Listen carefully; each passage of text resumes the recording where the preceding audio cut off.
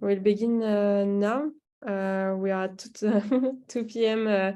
And 5 minutes. So the idea is we'll begin with a short round of introduction of Grégoire and myself. We'll introduce as well Carbon4 Finance, our role as a data provider. And then we'll let the floor to Grégoire for the explanation of the chemical sector. So I'm Melissa Perez, I'm Head of Sales and Business Development at Carbon4 Finance, and I'm here today with Grégoire. And I'm Grégoire, I'm a data analyst at Carbon4 Finance. I work on several sectors such as chemical, but also healthcare products and transportation. And I work as well in the data team and constructing the data set. Thank you very much. So if we go now on the next slide, the idea is really to present Carbon4 Finance. So Carbon4 Finance is a climate and biodiversity data provider, which is part of the group Carbon4. Carbon4 is a group which has been created more than 15 years ago by one economic specialist, Alain Grandjean, and one climate expert, Jean-Marc Jancovici, who created the concept of carbon footprinting in the roughly around the year 2000. So the group have more than 15 years of experience now on the climate topic. In 2016, we have been approached by two financial actors, so Mirova and Euronext, who were asking for more data to be able to construct low carbon indexes and to have funds looking at transition risk and impact. At this moment, Carbon4 Group decided to create Carbon4 Finance, the climate and biodiversity data provider and research house for these financial actors. Since then, we have developed 3 databases. One we'll talk about in depth today with CIA, so Carbon Impacts Analytics, which is looking at carbon footprinting, scope 1, 2, and 3 induced and avoided emission, climate scenario alignment, etc., etc. A second one has been created on a physical risk called CRIS, and the third one is Biodiversity Impacts Analytics, so BIGBS, in partnership with CDC Biodiversity. Our specificity and the fact that today we do this webinar with Grégoire shows it, is really the fact that we have a lot of analysts. So we have roughly 30 analysts working and specialized on a different sector, building research, collecting data, and we'll explain to you how we do it to make sure that we are able to reconstruct transition score, risk and impact, and to recalculate as well everything that is related to carbon footprinting. So we are able, with our own emission factor, to recalculate scope 1, scope 2, scope 3, upstream and downstream. So if we go on the next slide, something which is very important is that for all of our databases, we co-construct it with the help of partners. So for climate, we have done it with our group, so with the Carbon4 advisory side. And for biodiversity, we have done it with CDC Biodiversity, which has also more than 15 years of experience on the biodiversity topic. The idea is really to make sure that we have the same messages, the same, I would say, expertise, the same data when we work directly with and for financial institutions versus what is done also on the advisory side. And that's something very important to make sure that we build on the field experience of what really matters on the long term, to make sure that we have the same dialogue, the same messages for a corporate and for a financial actor. We know that these topics are very interesting, that will raise a question as what we are doing today. So it's really why all of our clients are in direct contact with our research team. So all of our clients have a point of contact within the research team. So it could be Grégoire of some client that is following, to make sure that if you have questions, you can directly ask your question to an expert. If we go on the next slide now, we are really working with a lot of different types of actors. So here is really on the climate side. We are working with asset managers such as I said, Mirova, Candriam, Edram, etc., etc. With asset owners such as Allianz, for example, and Maïf. We are also working with index providers. We are working with universities such as University of St. Gallen. But we are also working with central banks. So since now more than 1 year, we are the official climate data provider for transition and physical risk for all European central banks within the Euro system.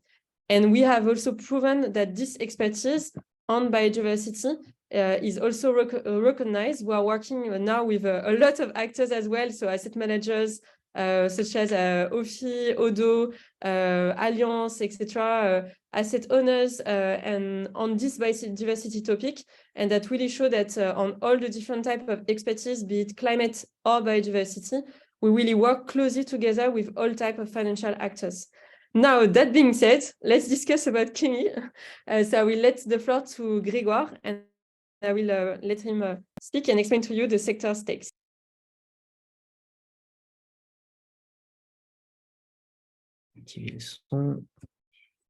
Yes, can you hear me? Yes.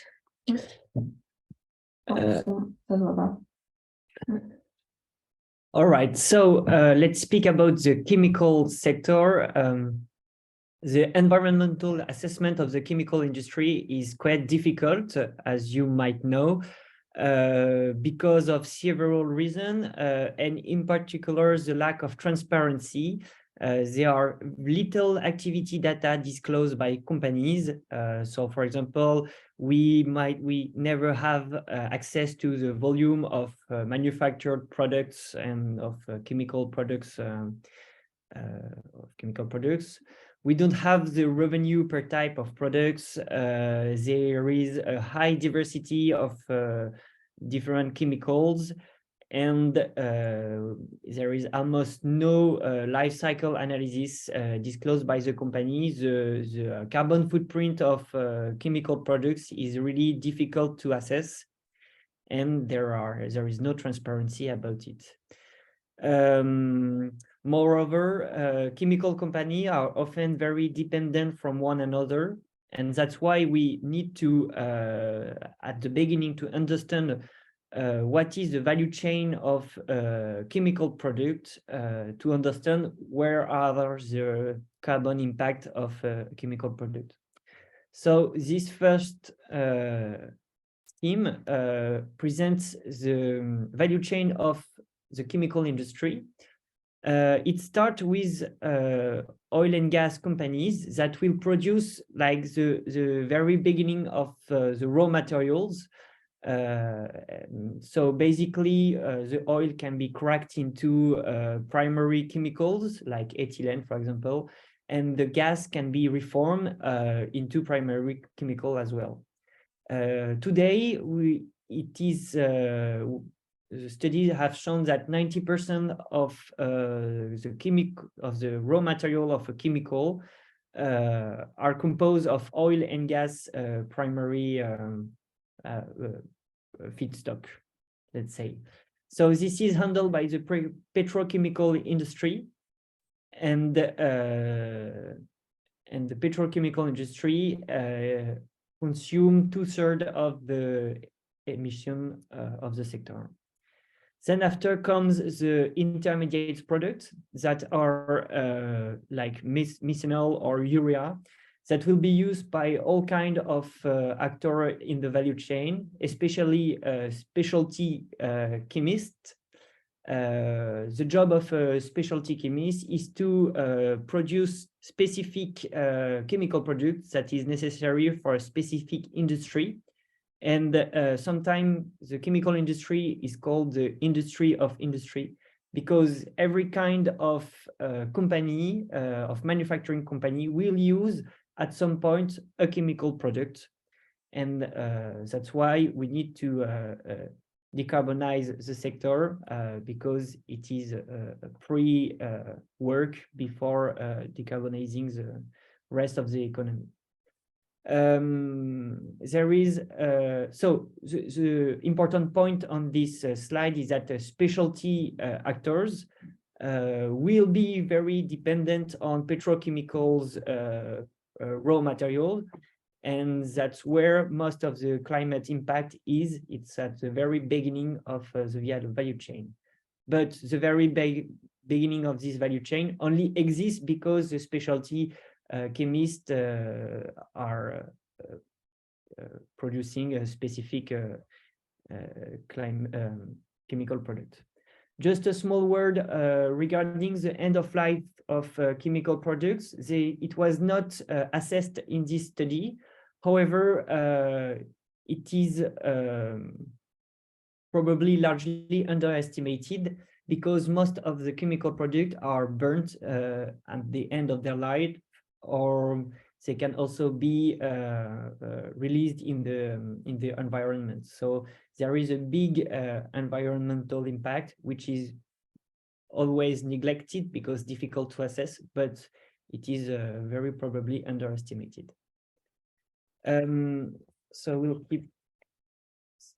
keep going. On the next slide, we try to simplify the value chain, which can be divided in two groups, the upstream and the downstream group. The upstream group is the very production of the raw materials that will be used in the downstream part. The first group produce these basic chemical elementary compounds like ethylene, propylene, or this kind of, or ammonia or methanol. That's where most of the energy consumption is. And in the second group, we'll have a group of companies that consume a lot of chemical products, of basic chemical products. So the second group is highly dependent on the first group and on the consumption of highly emissive with a high rate of carbon embedded products. So you can see here in the last part of the chart that this product can be used in a very, very disparate sectors and industries, such as transportation with the plastic used in automotive, but also in insulating material for the construction. For a consumer good, you can find some kind of healthcare equipment or medication, etc., etc. You will have also for the agriculture, the fertilizers. All right. Up. Knowing the specificities of the sector, let's look at the overall emission of the sector. So it's quite difficult to assess this part as well, because the chemical industry produce two types of emission. You will have the combustion emission linked to the energy consumption, but also the emissions that will directly appear inside of chemical reaction as a co-product. But some studies show that it will be between 5 and 6% of the global CO2 emission, which is more than aviation and cement industry combined. So it's a consequent part of the emission in the world. The sector in the chart just here, you can see that the sector expects a strong growth between 2020 and 2030. And in this chart, you can see that only 13% of the energy consumed comes from electricity. The rest is basically fossil fuels. So there is a high dependency on fossil fuel overall. In the meantime, a dependency in energy, and in the meantime, in terms of feedstock, because most of the feedstock, as I was telling you, is mostly oil and gas.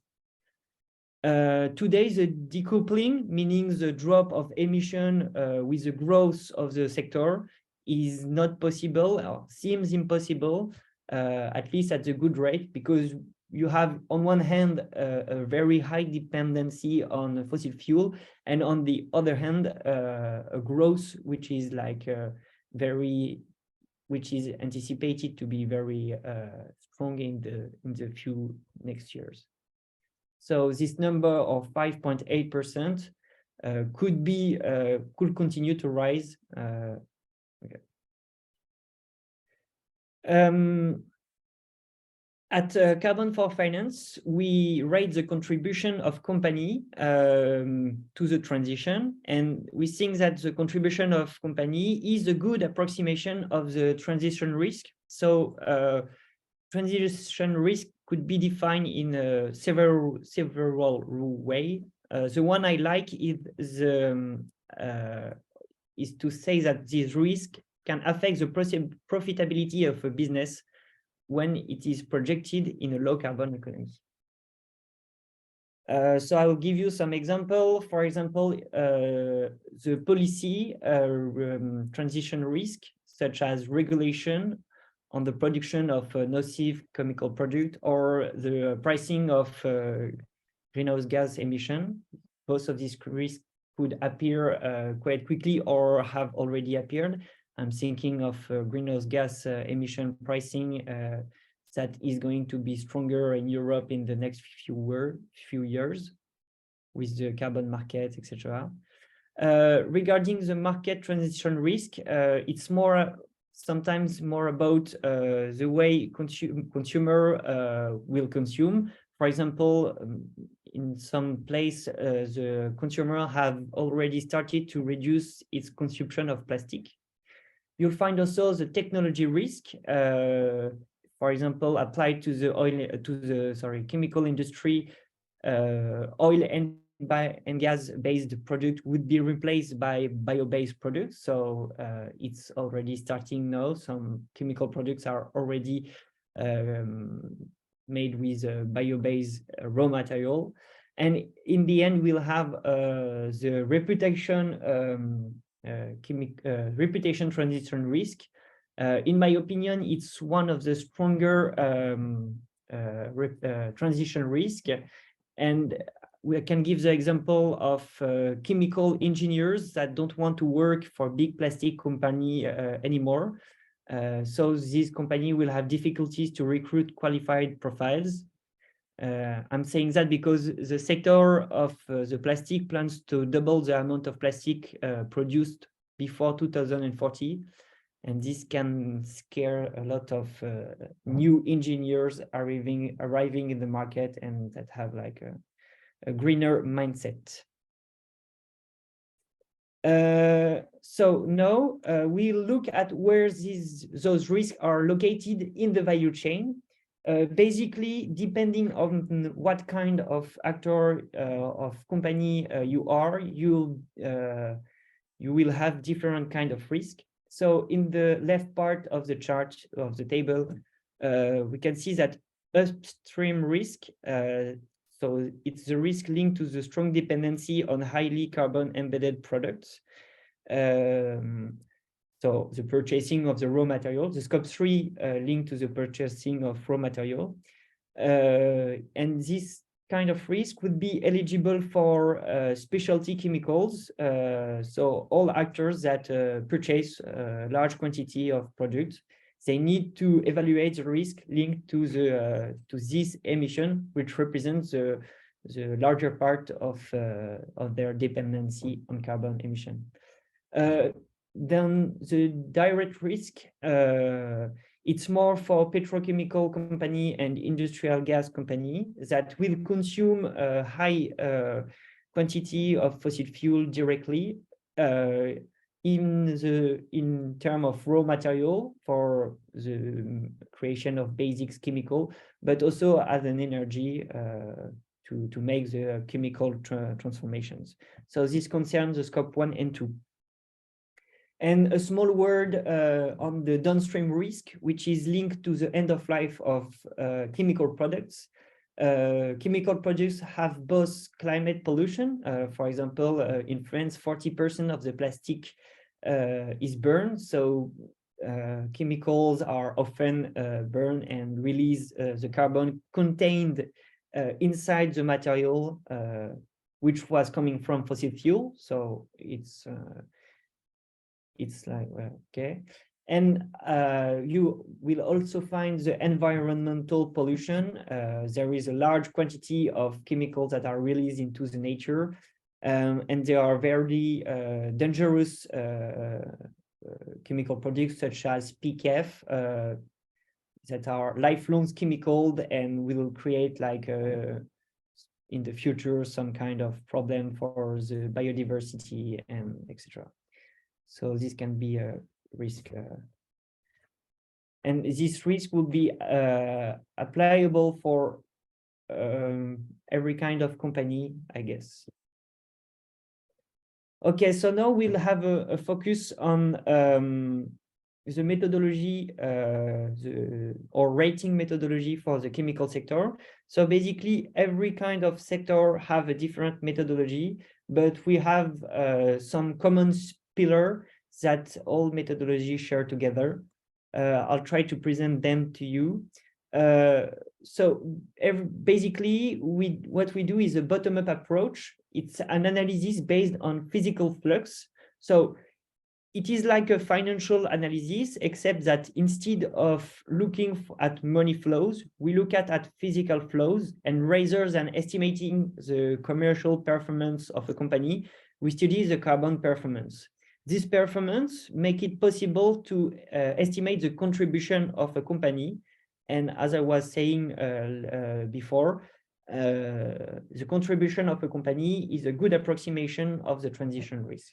So we also compare the decarbonization ambitions of companies together. So we'll confront the strategies of companies and see if some companies are more advanced in terms of ambition. We also evaluate the targets given by the company, challenge them, and see if they are compliant with a low carbon economy. And finally, the product we deliver is not only a rating for the transition risk, but also harmonized and enriched carbon assessment with a focus on the most relevant Scope 3 emission. And we also compute avoided emissions that will highlight the ability of a company to embrace the transition. Regarding the sample, we covered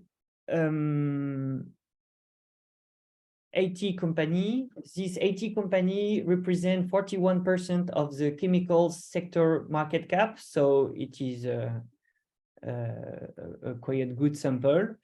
We'll try in the next year to enrich the sample and to go above 50%.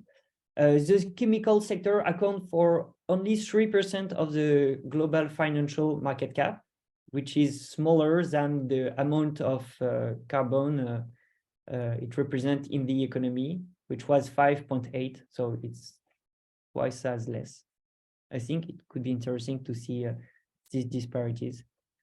And you can see on the chart the top 10 market cap companies, their rating on the left, on the right. So, for example, Linde obtains a score of 8 on 15, 1 being the best rating and 15 being the worst. You can see also that we have different segment splits. So we have several subsectors that are inside the chemical sector. Basically, this subsector represents the place of a company inside of the chemical value chain. So you'll find petrochemical in orange, petrochemicals in orange, and industrial gas in blue, that are companies that are upstream of the value chain. You'll find some companies that are more downstream, so it's the green. And for example, BASF is a company that it's kind of integrated, as it has a petrochemical segment and a specialty segment. And so every kind of subsector has its specific dependency risk and its specific way to be rated.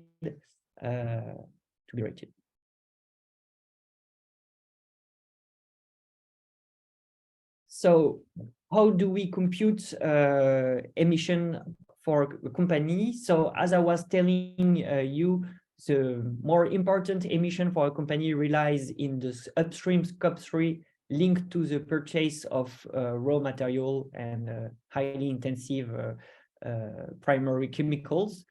What we do is that we have 45 product types. It's like group of products which have all specific carbon emission, and we have a monetary approach because due to lack of reported production volume, it is not possible to compute any kind of physical intensity for the chemical industry. So we use a monetary intensity.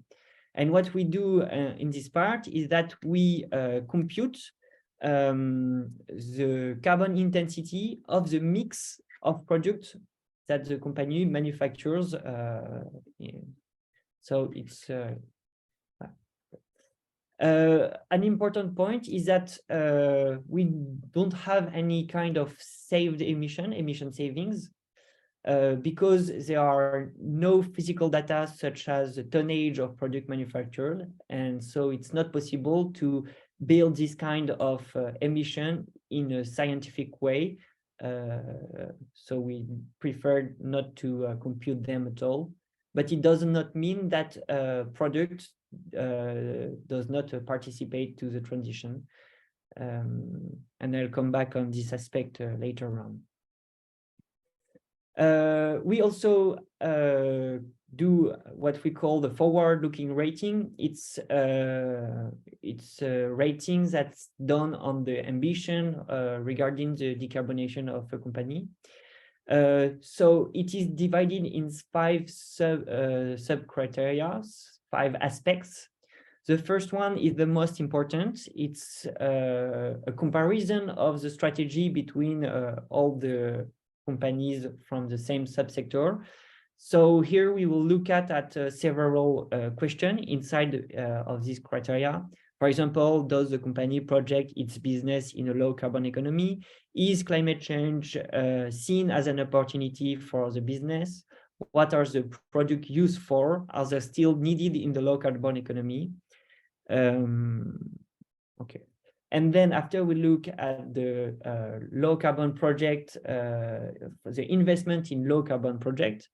So here we look at a specific project. We look at if the company quantifies the amount of green investment. All these kind of aspects are interesting to us. For the scope 1 and 2 intensity targets, for the scope 1 and 2 target, we compare the reduction target of a company with a specific scenario for the chemical industry and see if it's better or worse than the scenario. And this will lead to a specific rating. For the scope 3, the evaluation of the target is quite similar, but we can also look at some qualitative disclosing qualitative targets. For example, we look at if the company engages its suppliers to decrease their own emissions. So this is the kind of target we can also take into account. And in the end, there is also a governance score where we look at different kind of decarbonization incentives, etc. And all these 5 aspects will create the forward-looking rating that look at the decarbonization pathway of a company. So there are more details on how we build the rating, the final rating. Our overall rating is composed of 3 sub-indicators. You'll find the past performance, the current performance, and the forward-looking performance I just present you. The past performance is based on the evolution of scope 1 and 2 emission of the company over 5 years. So it is the smaller part of the final rating, but it gives a view on the dynamic of the decarbonization of a company. The second indicator is the most complex, as it is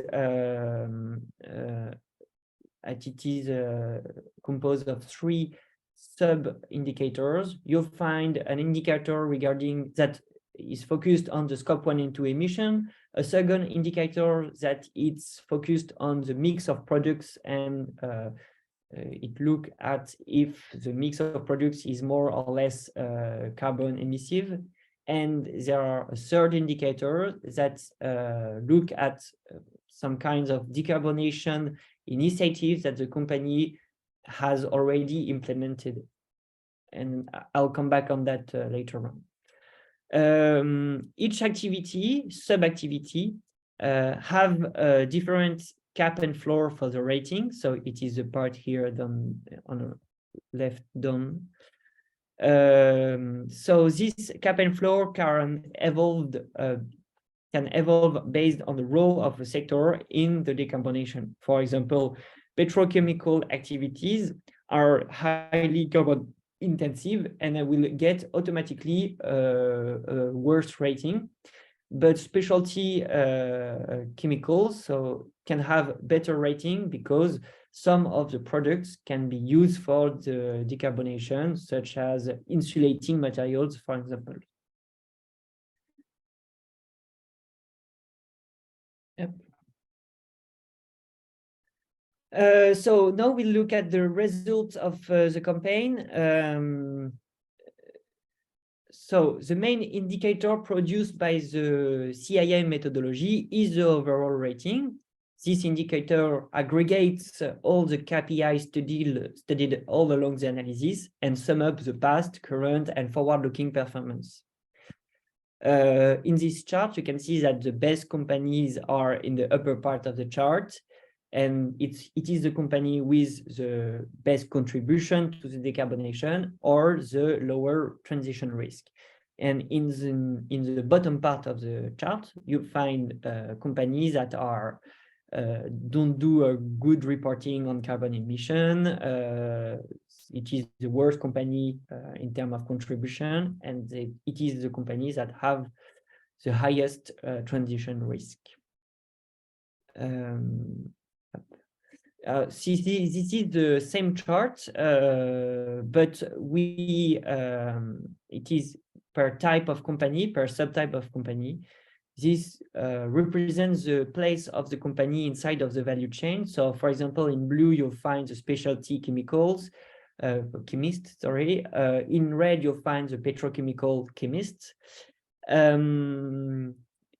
This chart highlights the fact that within an activity type, we have a diversity of ratings, as all companies are compared in the same bucket, in the same subsector. This is the best-in-class approach that allows to distinguish a company inside of the same sector. Why is there mostly blue company? Because the sample is mostly European and North American, and most of the company in these geographical places are specialty chemicals, and petrochemical company, which are upstream of the value chain, will be found more in Asia or in Middle East, as the energy is cheaper in this part of the world.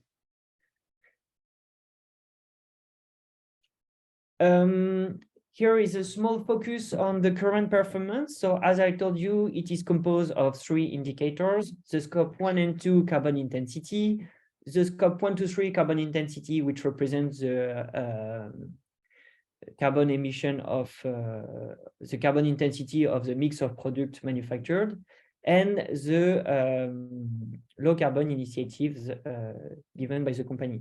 So let's look at the company Albert Mail Corp.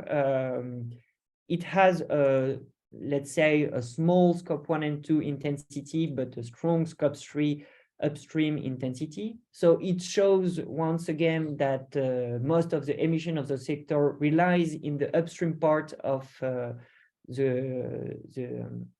value chain. So most of the emission occurs before the action of Albert Mail. And Albert Mail has mainly 2 low carbon initiatives. At first, a strong lithium segment that serves the electrification of the economy. And it has developed new catalysts that will be used for the production of biofuels. So this gives, let's say, an important bonus to the rating of the company. So quite likely we can do the the same exercise on the forward-looking performance. So now we look at Solvay. Solvay is a specialty chemist. Regarding the strategy, Solvay sells products that serve the transition. So it demonstrates that, and the company communicates on the amount of products that serve the transition from this point of view. It is interesting because it demonstrates the ability of Solvay to project its product mix in a low carbon economy. So, and Solvay has also increased by 5%, plans also to increase by 5% the share of bio-based recycled raw material. So it shows that the company plans to decarbonate its consumption of raw material. Regarding the investment, Solvay has identified some segments like batteries or hydrogen-related technology that they want to invest on, and they have quantified these investments, which is quite interesting for us. Regarding the targets, Solvay plans to reduce by 26% its Scope 1 and 2 between 2018 and 2030.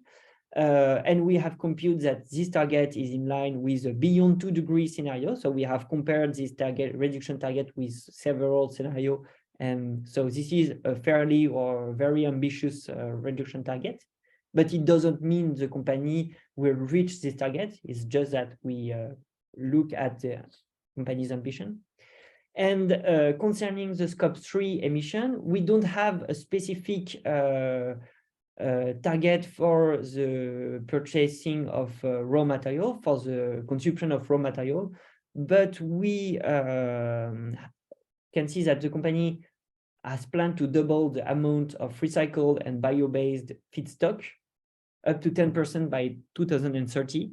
And we decided to take into account this target because it focuses on the most significant emission, on the most important emission. But it's not as well quantified, it's not perfectly quantified in terms of carbon reduction target. So we decided to take into account this target, but with an average rating here. Here, each of the ratings, the sub-ratings are on 5, 1 being the best and 5 being the worst.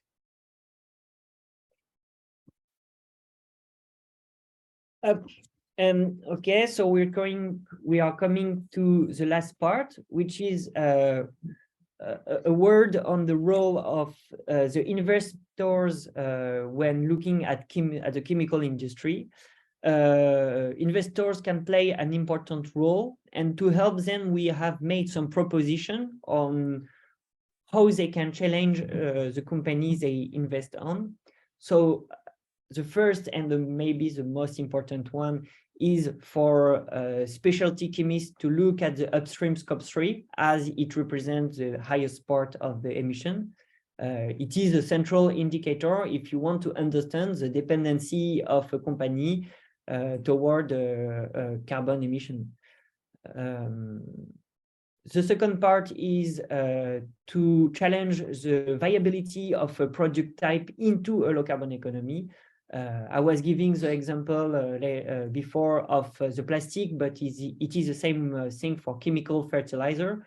If we want to meet the Paris Agreement, we need to decrease the amount of fertilizer produced because it is a product that is almost impossible to completely decarbonize, sorry.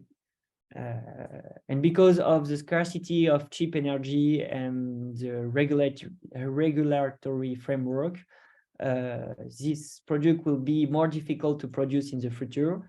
And company needs to confront this business model now.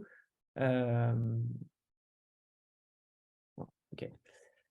Then we look at, we encourage the investors investors to ask the company to quantify their decarbonization initiative. For us, it's not the same if the company says that they will invest in low carbon initiatives such as hydrogen production, but it's interesting if they quantify the amount of CO2 that will allow the replacement of any kind of equipment or etc.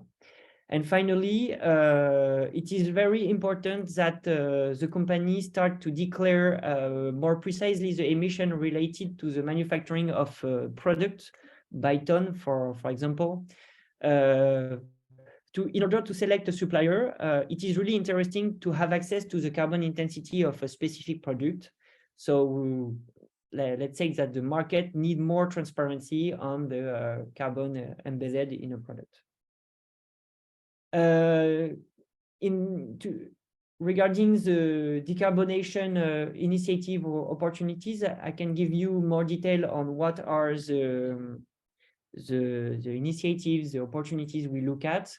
The two first blocks concern the replacement of raw material with recycled or biomass feedstock that can decrease the quantity of fossil carbon that is used in chemistry. There is also the ability for the possibility for some actors to produce low carbon hydrogen because it is a vector that will be needed in the future, and the chemical industry are well placed as breaking up molecules is part of their business. We can, for some kind of business and specific chemical products, it is possible to replace fossil chemicals by biochemicals products by using some kind of enzymes, etc. You can also, regarding the processes, as I was telling before, it's very interesting for us to replace some chemical processes that are highly energy intensive with more sober options, and to quantify the emission reduction of this emission. And finally,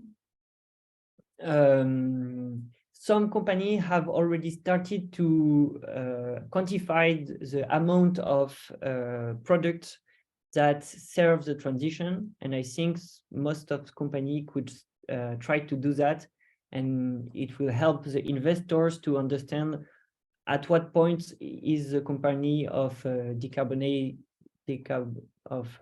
transitioning. And it is the end. If you have some question, I'll be happy to answer them.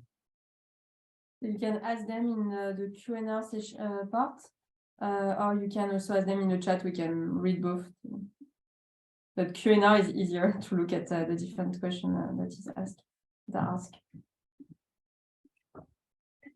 And just for your information, it's so Grégoire wrote also a research paper which is available on our website, where you can have even more detail on the findings of this research, when they have deep dive on hundreds of companies and looking at what can we learn about it. So this is a summary of this research paper, but if you want to deep dive, we'll send it to you after all, after this webinar. You can definitely look at it and read it.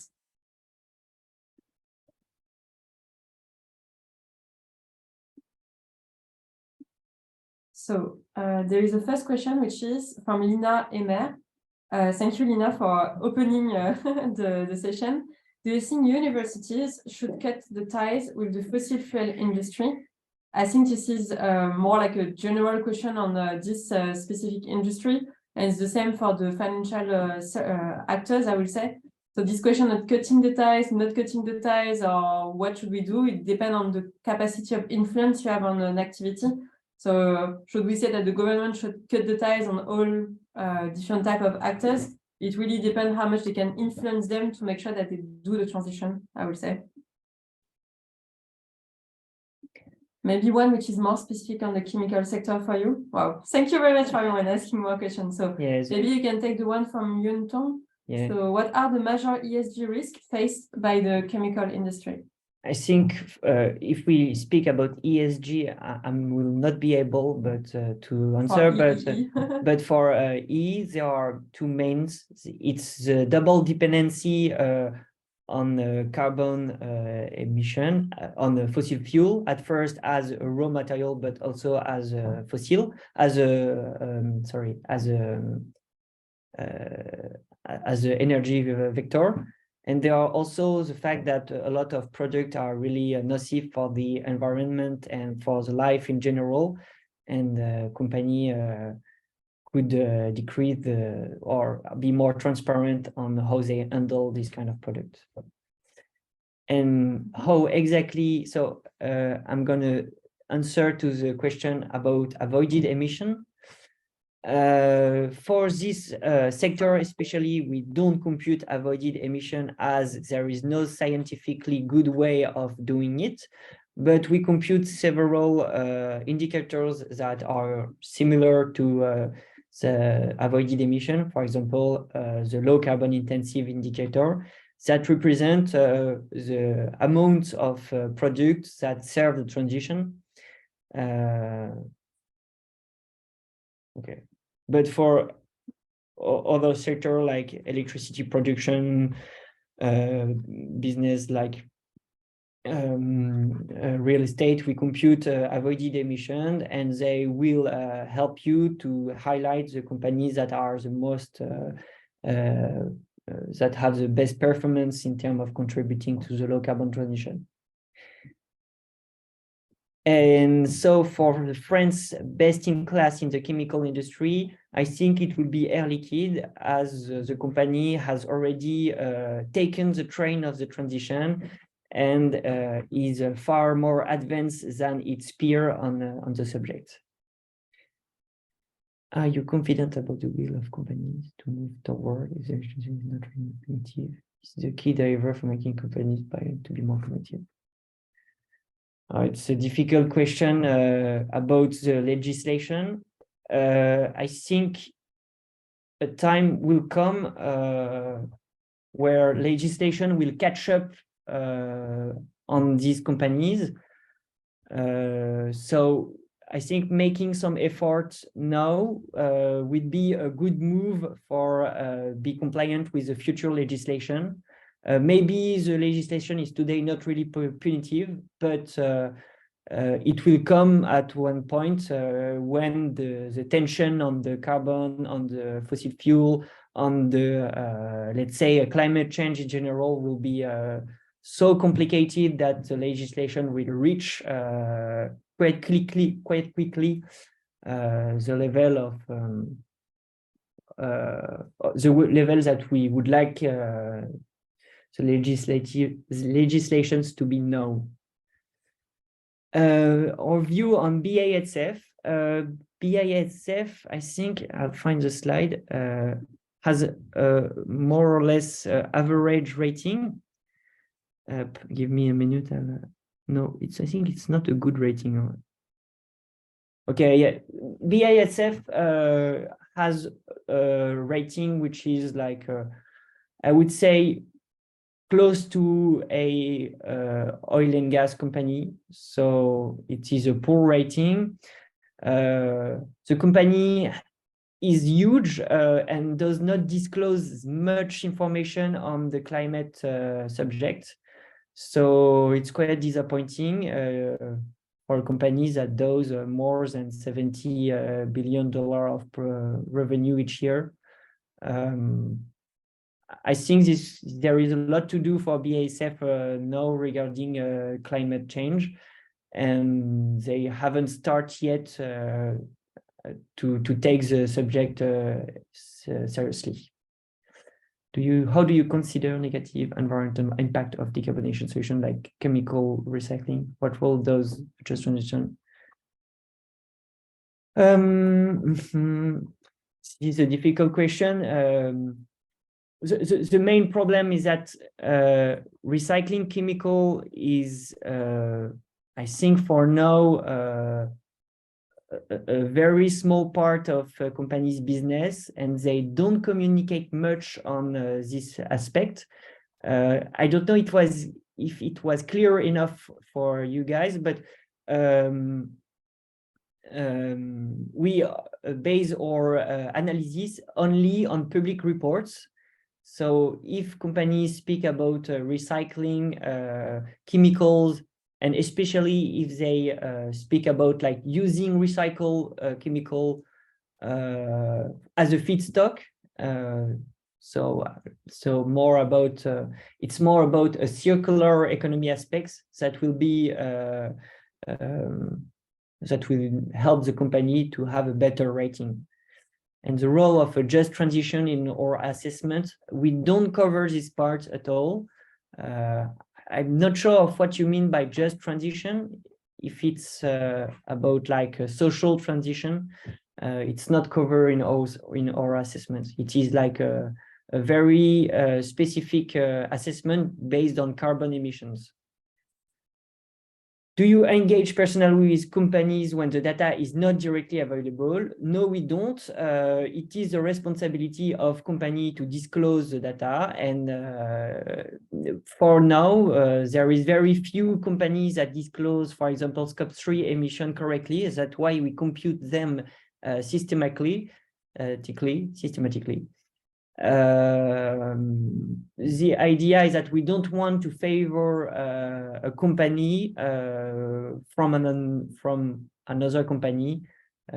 We want the company to disclose the data as much as they can, and that's it. How do companies and their employees react to the conclusion that you bring them regarding their position in the transition? It's not often that we get feedback from the companies.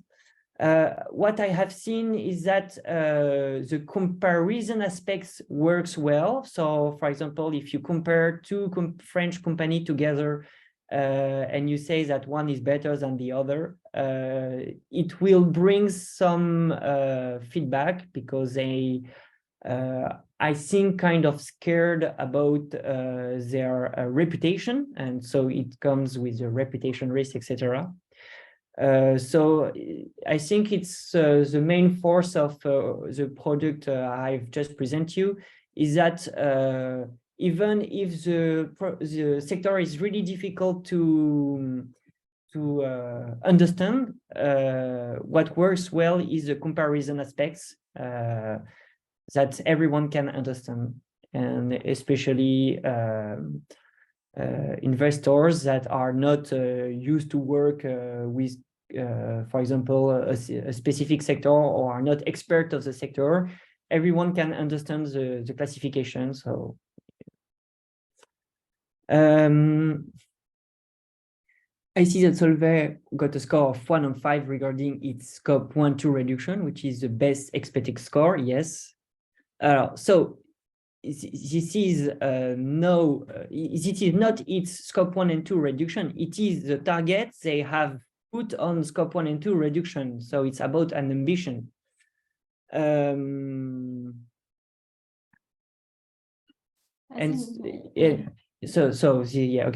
This score, it's quite simple. Huh? We just compare with some scenario. Basically, for the, I don't know if you have seen, but the sector expects to grow quite hardly in the next few years. Basically, the scenario between 2020 and 2030 is not decreasing that much. So it's quite easy for a company to be better than the scenario. But once again, I think it's not giving a strong information in the. What I mean is that this is only a reduction target. It doesn't mean the company will meet this target.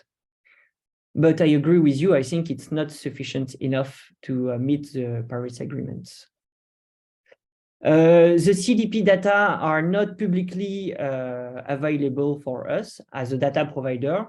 So yes, it is called Carbon Disclosure Project, but it is maybe Melissa, you can help me. It's not so open and public. The idea is that it's good to provide transparency, but it's not open source. So that's the first point. The second point is that we prefer to remodel everything directly. So we collect what is in annual reports, which is the most public available information, open to all investors without creating an account on the website or anything. And we compare it with our own modelization. So that will be my answer on